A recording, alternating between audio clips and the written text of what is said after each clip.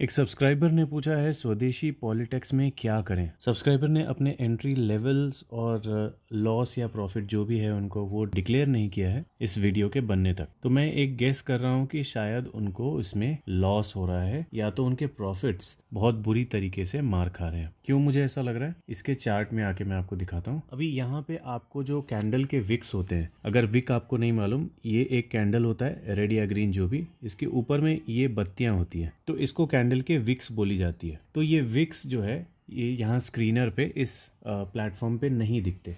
तो ये जो आपको टॉप दिख रहा है ये एक्चुअली यहाँ तक नहीं था, ये 414 रुपए तक आई थिंक गया था। यहाँ पे एक बार देख लेते हैं, इसका मैक्सिमम क्या था, 413 रुपए। तो 413 रुपए तक ये गया था, लेकिन यहाँ पे 350 के नीचे में ही क्लोज दिखा रहा है। तो मेन बात यह है कि इस कंपनी ने बहुत ही ज्यादा मल्टी बैगर रिटर्न्स दिए हैं। अब अगर आप अपने चार्ट में देखोगे तो ये जो जोन है ना, ये बिल्कुल टॉप बनाता हुआ जो जोन है, ये मंथ था मई का, ठीक है, इसी साल का मई मंथ था। और इसी मंथ में इतने ज्यादा आर्टिकल्स आए थे स्वदेशी पॉलिटिक्स के लिए, बहुत ही ज्यादा आर्टिकल्स आए थे जिसमें पॉजिटिव्स ज्यादा लिखे हुए थे और नेगेटिव्स कम लिखे हुए थे। लेकिन नेगेटिव बहुत ज्यादा सीरियस था। लेकिन फिर भी कई सारे लोग क्या करते हैं, वीडियो स्टार्टिंग में देखते हैं, लास्ट का छोड़ देते हैं। वैसे ही आर्टिकल शुरू का पढ़ा लेकिन टर्म्स एंड कंडीशंस नहीं देखे, जो उसमें नेगेटिव था वो नहीं देखा। लोगों ने सीधा इसमें एंट्री करना शुरू कर दिया। क्यों? क्योंकि लोगों ने इसमें बहुत पैसे बनाए। कितने पैसे बनाए? 5 साल में 10,000% का प्रॉफिट, 3 साल में 6,000% से भी ज्यादा का प्रॉफिट, 6,140 टू बी स्पेसिफिक, और 1 साल में 270% का प्रॉफिट। तो जब लोग इस तरह के प्रॉफिट रिजल्ट्स देखते हैं ना, तो लोग वही गलती करते हैं जो वो म्यूचुअल फंड में करते हैं। अगर आपको नहीं पता, म्यूचुअल फंड लेने के टाइम पे ज्यादातर लोग क्या करते हैं, वो ऐसे फंड्स देखते हैं जिन्होंने सबसे ज्यादा रिटर्न्स बना के दिए। वो ये नहीं सोचते कि जो स्टॉक्स पे उनको रिटर्न्स मिले हैं, पहली बात तो म्यूचुअल फंड्स उनको बहुत टाइम तक होल्ड नहीं कर सकते। उनको हर स्टॉक्स को जो है एक फ्रीक्वेंट टाइम के बाद, 3 साल 5 साल के बाद बेचना पड़ता है, कम ज्यादा करना पड़ता है। तो जो रिजल्ट एक बार आया है वो श्योर नहीं है कि वो अगले क्वार्टर में या अगले 3 साल में, अगले 5 साल में भी सेम रिजल्ट आएगा।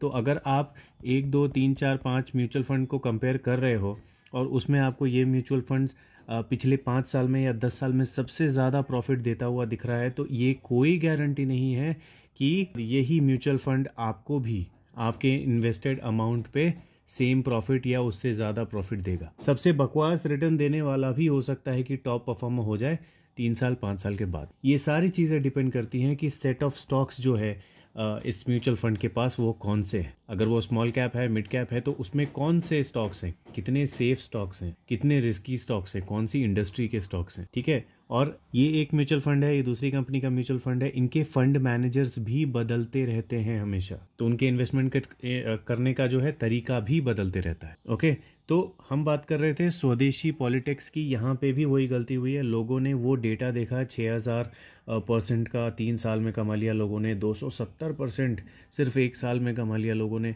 इस तरह के डेटा देख के ऑब्वियसली लालच आ जाता है, और जो बेचारे नए इन्वेस्टर्स होते हैं वो उन आर्टिकल्स के छपने के बाद एंट्री वगैरह कर लेते हैं। मैंने बहुत ही सिंपल तरीके से बोला हुआ है, हर वीडियो में बोलता हूँ, बॉलिंजर बैंड इतना सिंपल सा एक इंडिकेटर है, एटलीस्ट लगा लो। इन्वेस्टमेंट के टाइम पे चार्ट हर कोई ओपन करता है, वहां आपको दिख जाएगा कि ये बहुत ज्यादा बाय हो रखा है या ठीक ठाक रेंज में है या अंडर वैल्यूड है। देखो, गूगल में सर्च भी कर दोगे ना तो ये पूरा आपको डेटा दे देगा। यहाँ पे और डिटेल में चाहिए तो ये पूरा डेटा दे देगा आपको कि ये एक्चुअली काम कैसे करता है। और इमेजेस में जाके मैं आपको थोड़ा सा दिखा देता हूँ। वैसे ये सारी चीज़ें मैंने कई बार बताई हैं, लेकिन फिर भी अभी देखिए, कोई भी इमेज मैं एक बार ओपन करके आपको बताता हूँ, थोड़ा जूम आउट करके। देखिए, चार्ट्स वगैरह लगभग ऐसे ही होते हैं। और ये जो साइड वाले आपको दिख रहे हैं, ये है बॉलिंजर बैंड्स, ठीक है। आपके ब्रोकर के ऐप पे ये ब्लैक कलर में या जिस भी कलर में दिखे उससे मतलब नहीं है, लेकिन दिखता है सही है। अब इसमें हमको क्या देखना रहता है, यहाँ पे बाइंग करना रिस्की है, यहाँ पे बाइंग करना ओके है, कम रिस्की है। लेकिन यहाँ पे बाइंग करना, बॉलिंजर के बिल्कुल टॉप में बाइंग करना रिस्की है। यहाँ लोअर बॉलिंजर पे बाइंग करना कम रिस्की, बिल्कुल नहीं बोल सकते, मतलब बहुत ही कम रिस्की है, ठीक है। यहाँ पे बाइंग करना बहुत ही कम रिस्की है। ये लोअर बॉलिंजर्स है, यहाँ पे बाइंग करना बहुत ही कम रिस्की है। और जब ये बैंड्स बिल्कुल छोटे हो जाएं, तो साइडवेज के चांसेस रहते हैं, तो वहाँ तो ना प्रॉफिट होगा ना लॉस होगा, लोग यही बोलते हैं। तो अपने को ये बस देखना है कि अगर टॉप पे मार्केट चल रहा है, बॉलिंजर बैंड के टॉप पे चल रहा है, तो वहाँ पे एंट्री करने से आपके लॉस के चांसेस ज़्यादा होंगे, तो बाद में रोने का नहीं। नीचे में एंट्री करोगे तो आपके मार्केट के गिरने के टाइम पे आपको एग्जिट करने का टाइम मिलेगा। हो सकता है आपकी एंट्री पे थोड़ा प्रॉफिट ही बन जाए या फिर आप न्यूट्रली निकल जाओ। लेकिन अगर आप टॉप पे एंटर करोगे तो आप मार्केट के गिरने के बाद एग्जिट करोगे कहीं पे भी, तो भी आपको ह्यूज लॉसेस होंगे। सिंपल सा यही लॉजिक था आपको बॉलिंजर बैंड के बारे में बताने का। अभी भी अगर आपने नहीं लगाया है तो लगा लो। चलिए, अब जिसने इसमें इन्वेस्टमेंट किया हुआ है और लॉस में चल रहे हैं उनके हिसाब से बात करते हैं कि इसमें क्या किया जा सकता है। देखिए, अगर जो आपके पास ये स्टॉक 50 रुपए के आसपास में है तो बिल्कुल मुझे लगता है कि अगर मेरे पास होता तो मैं इसे यहाँ पे भी नहीं बेचता, इतना गिरने के बाद भी। देखो, ये गिरने का नहीं है, मैं आपको बताता हूँ। इसको आप बॉलिंजर बैंड लगा के देखना, तो बॉलिंजर बैंड क्या बोल रहा था, 210 के बाहर ये अगर जाता है तो बहुत रिस्की हो जाएगा, और ये तो 413 तक गया। तो ये जो मई मंथ में जो इसमें बाइंग आई ना, ये इसकी वजह से लोगों को ऐसा लग रहा है कि अरे ये बहुत ज़्यादा फॉल आया। ये बहुत ज़्यादा फॉल नहीं आया, उस महीने गया ही औकात से ज़्यादा बाहर, तो इसको वापस आना ही था। समझ रहे हो, 210 से ऊपर इसको जाना ही नहीं चाहिए था बहुत ज़्यादा, लेकिन ये गया तो गिरेगा ही। और उसी टाइम में आर्टिकल्स में जो नेगेटिव पॉइंट्स मैं बोल रहा हूँ वो थे इसके कंटिन्यूसली रिड्यूसिंग कैश फ्लोज। अभी के टाइम पे इसमें कैश फ्लो क्या दिख रहा है, 12.9 करोड़। अगर इसके कैश फ्लो के डेटा में आके चेक करेंगे, ऑपरेशन एक्टिविटी से कैश फ्लो बढ़ता हुआ और इन्वेस्टिंग एक्टिविटी से कैश फ्लो कम होता हुआ, और बाकी नेगेटिव नेगेटिव नेगेटिव कई बार हमको दिखा है। यहाँ पे ये 0 है मार्च वाले डेटा में। देखिए, फंडामेंटल्स हम लोग दोबारा डिस्कस करेंगे इसके इसी वीडियो में, लेकिन अभी टेक्निकली मैं आपको थोड़ा काम डाउन करने के लिए ये बता देता हूँ कि इसमें 80 रुपीज़ तक मुझे लगता है कि पैनिक करने का कोई मतलब नहीं बनता।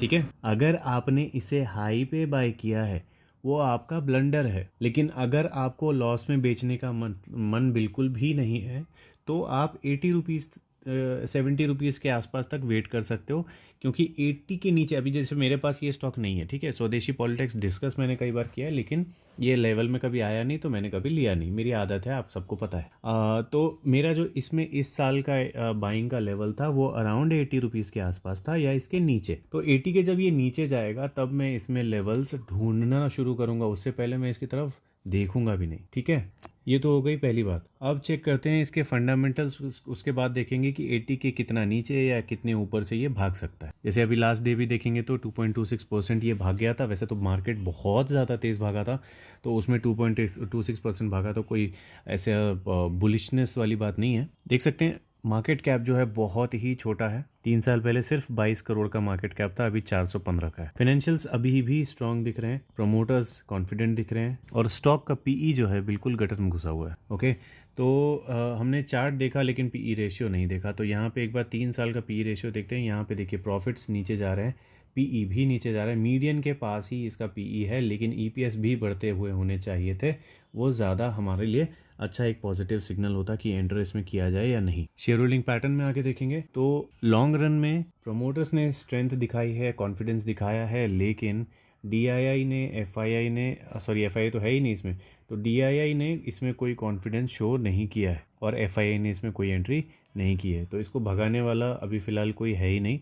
मेन जो भगाते हैं वो डीआईआई एफआईआई ही भगाते हैं, तो ये दोनों ने इसमें बाइंग नहीं की हुई है।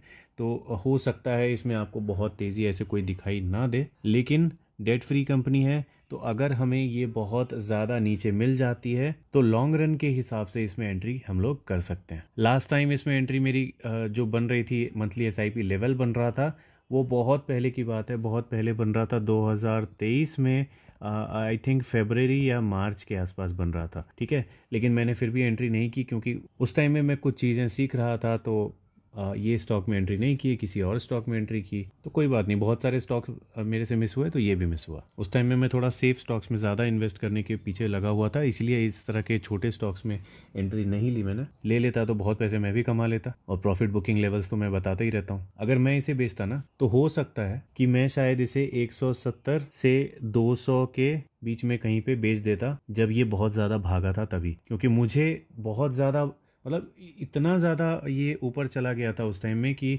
लोगों ने इस पे डाउट करना चाहिए था, लेकिन लोगों ने डाउट नहीं किया, ऊपर से एंट्री करना शुरू कर दिया। और जो स्मार्ट होते हैं 1% लोग, उन लोगों ने यहाँ पे प्रॉफिट बुकिंग की, जो कि यहाँ पे दिख रही है। लेकिन गाइज अभी जो भी हमने फंडामेंटल्स इसके देखे, एक्सेप्ट इसका जो प्रॉफिट वगैरह है, वो देख के ऐसा लग रहा है कि इसमें कोई बहुत ज़्यादा पैनिक वाली बात नहीं है। ध्यान से फिर से मैं बता दे रहा हूँ कि इसका जो नॉर्मल लेवल था वो 200 के आसपास ही था।